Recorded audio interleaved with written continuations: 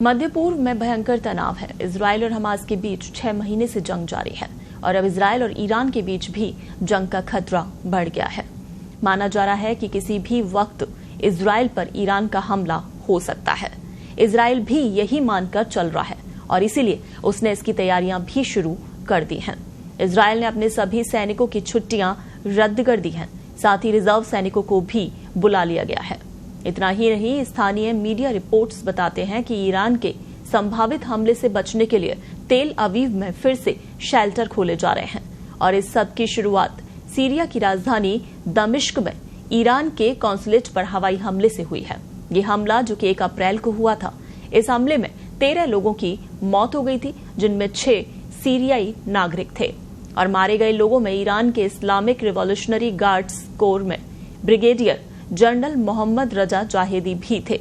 वो IRGC की कुछ फोर्स के अहम व्यक्ति थे।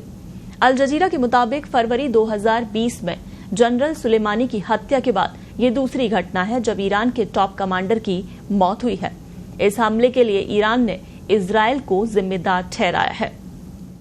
ईरान के सुप्रीम लीडर आयतुल्ला खामेनेई ने कहा कि इस हमले का ऐसा जवाब दिया जाएगा कि उन्हें अपने किए पर पछतावा होगा।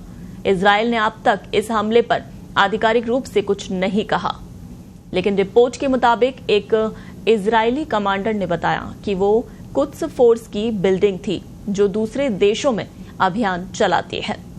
इजरायल डिफेंस फोर्स के प्रवक्ता रियर एडमिरल डेनियर हगारी ने बताया कि वो कॉन्सुलेट या एम्बेसी नहीं थी, वो कुद्स फोर्स की बिल्डिंग थी। पेंटागन की deputy press secretary Sabrina Singh ने कहा था कि अमेरिका का ये मानना है कि ये हमला इजरायल ने किया था। ईरान ने कॉन्सुलेट पर हमले के लिए इजरायल को जिम्मेदार ठहराया है। ईरान ने हमले की धमकी भी दी है और ईरान के विदेश मंत्री हुसैन अमीर अब्दुल्लाहियान ने कहा कि ये अंतर्राष्ट्रीय समझौतों और डिप्लोमेटिक नॉर्म्स का उल्लंघन है। गाजा में नाकाम होने के कारण इजरायल के प्रधानमंत्री बेंजामिन नेतन्याहू अपना मानसिक संतुलन खो बैठे हैं। सीरिया में ईरानी राजदूत हुसैन अकबरी ने कहा कि ईरान इस हमले का जवाब उसी तरह देगा। राष्ट्रपति इब्राहिम रईसी ने भी कहा कि ईरान चुप नहीं बैठेगा।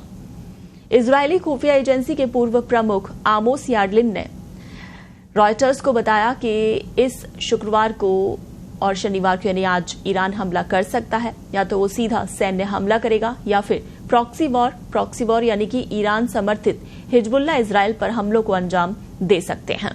हमास से जंग में भी हिजबुल्ला इजरायल के खिलाफ लड़ रहा है। याडलिन का कहना है कि अगर ईरान हमला करता है तो इसमें कोई हैरानी वाली बात नहीं है, डरने की जरूरत नहीं है। इजरायल का एयर डिफेंस बहुत स्ट्रांग है। तो वहीं इजरायली सेना भी ईरान के हमले के लिए तैयार है। सैनिकों की छुट्टियां रद्द कर दी गई हैं। इसके अलावा इजरायल ने कई अहम इलाकों पर GPS भी ब्लॉक कर दिया है। GPS ब्लॉक होने से मिसाइलें और ड्रोन भटक जाते हैं। हालांकि जानकारों का मानना है कि ईरान अभी भी सीधे तौर पर इजरायल के साथ जंग छेड़ने से बचना चाहेगा। इसकी एक वजह यह भी है कि इजरायल को अमेरिका का साथ मिला हुआ है। अगर जंग होती है तो अमेरिका साथ देगा और ऐसी स्थिति में ईरान पिछड़ सकता है।